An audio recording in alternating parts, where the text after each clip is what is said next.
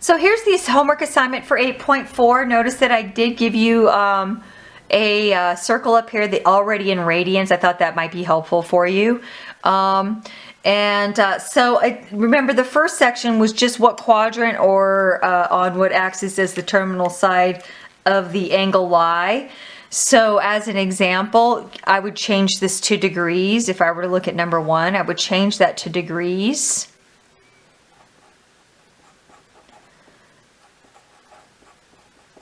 Right? And I would say, okay, that cancels. 3 goes into 180 60 times. 60 times 4 is, 240?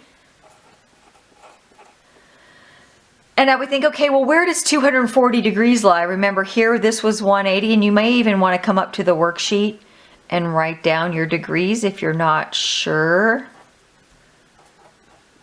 If you don't remember them. But 240 degrees is going to lie somewhere between 180 and 270. So I would say that the answer to this one would be quadrant 3. Okay, and so that would be the answer to number 1. If I look here, it says which quadrant or on what axis is the terminal side of each angle lie. It's pretty much the same type thing. 5 pi over 4. Remember, always keep an eye on the unit circle.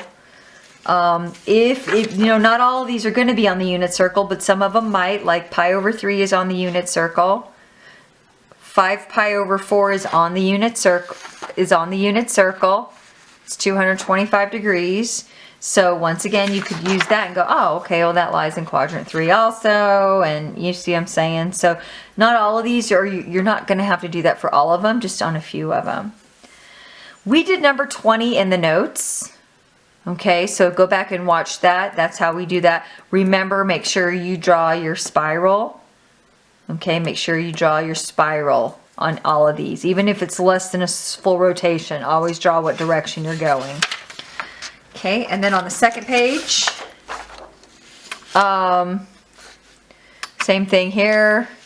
Let's see here. Name 4 coterminal. We did number 25 in the notes at the bottom of the page. Remember, all you got to do here is add 360 or subtract 360. Okay. Now, what if it's in radians? We didn't do an example of that. So let me give you an example of radians. So for radians, there's actually 2 ways you could do this. Number 1, you could go ahead and put it in degrees and add 360, and then transfer it back to radians. Or you could just add 2 pi. 2 pi is the same thing as 360 degrees. So as a coterminal here, so if I had 11 pi over 6 and I wanted to find a coterminal angle, I would simply add 2 pi to that. And then you'd have to get a common denominator of 6, right? So it would be 11 pi over 6 plus 12 pi over 6, which is going to give us 23 pi over 6, and there's one coterminal angle. And then you could add another 2 pi. What I would do is just make 12 pi over 6 and then do it again. 12 pi over 6, do it again. Subtract 12 pi over 6, right? And so now that's how I would do it. You know, you could just keep adding 12 pi over 6 to that one to get 4 coterminals. So there would be 1, and you would just need to get 3 more. Name the reference angle. Remember, you're looking for the closest horizontal. Remember, if it's a negative, we could actually look at this one. 5 pi over 4 as a degree, remember we've done this before, is 225 degrees. The only difference is that you're going in the negative direction. So I'm going to do it in degrees and then transfer it back to radians. So I'm going to say this is my 360, 270, 180, 90, I went backwards. Okay, so 225 degrees negative. So remember, each quadrant is 90 degrees. You're working backwards. 90, 180, and now I'm going up to where am I? What did I say? It was 225, right? So here I'm at 180. Now I'm going to go up to 225. I'm not going to quite make it here. Okay, 225. How far away am I from 180? Remember, if you lie in this quadrant, 225, right? Don't worry about the negative.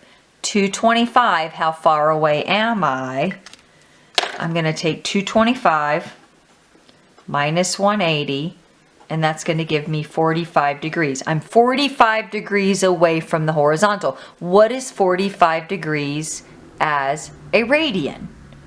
You could either times it by pi over 180 to figure that out, or maybe it's on the unit circle. Hey, it sure is, pi over 4. And so my reference angle would simply just be pi over 4. And the last part of it, I did number 39 for you. But if you go back to the notes, I did pretty much an example of both of these. Okay. I mean, it's just, I had different numbers, but it's the same thing. And then I did 39 for you in the notes. All right, let's take a look at the review. We want to graph what is the domain and range. So notice that's a cube root function, and that's a parent function shifted left 1 down 3. So I'm going to go left 1 down 3. And you'll have to remember what a cube root function, remember a cube root function kind of look like a stretched out S. So it looks something like that. And there would be your graph. Remember, the domain of any cubed root function was all real numbers, and so was the range, all real numbers. Find the inverse. Remember, find the inverse. You're going to interchange your x and y. So it's going to be y plus 4. You're going to undo what's happening to y, order of operations backwards. So we would start by dividing both sides by 6.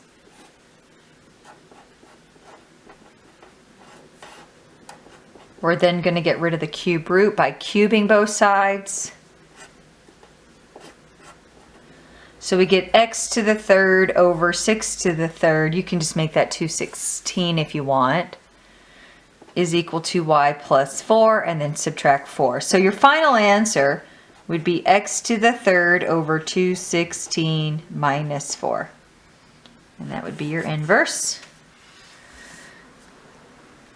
In a right triangle, ACE below, BD is parallel to AE, and BD is perpendicular to EC. So notice you've got a couple of right triangles here. The length of AC is 20. What is the length of BD is 3. And the length of CD is 4. What is the length of AE? So that's what we're looking for right here. So this is definitely a section from similar triangles. And so in order for you to solve similar triangles or solve parts of them, you have to know equivalent parts. As an example, the 3 corresponds to the X, right? They're both in the same location if I were to redraw the triangle. The 4, I don't know anything about EC. They didn't tell me anything about EC in the problem. The only thing they told me was AC, which is the hypotenuse. Is there any possible way for me to find the hypotenuse of the small right triangle?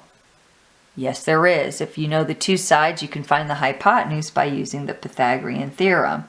3 squared plus 4 squared equals, we'll call it little c squared. 9 plus 16 is 25, which is going to give me the square root of 25. So we know that the hypotenuse is 5. So now I know equivalent parts, or corresponding parts. 3 corresponds to the X. The hypotenuse of the small corresponds to the hypotenuse of the big. So now I can set up my ratio. 3 over X equals 5 over 20. So I did small to big, small to big. I'm going to cross multiply. 5x equals 3 times 20 is 60. Divide by 5. It looks like I'm going to get 12. So the answer is going to be B. Okay guys, there's some homework help.